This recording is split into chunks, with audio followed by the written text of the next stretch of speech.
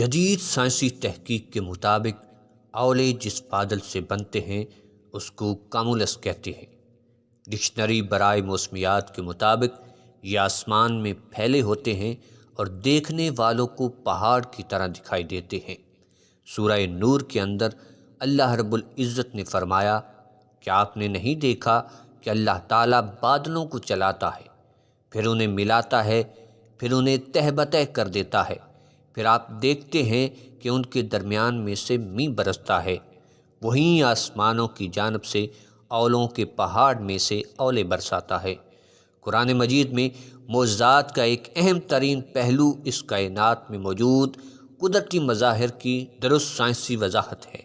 قرآن مجید جس چیز کے ساتھ آیا ہے اور سائنسدانوں نے جو سائنسی حقائق دریافت کیے ہیں، ان کے درمیان واضح ہم آہنگی اس بات کی دلیل ہے کہ قرآن مجید قادر مطلق کی طرف سے نازل کیا گیا ہے۔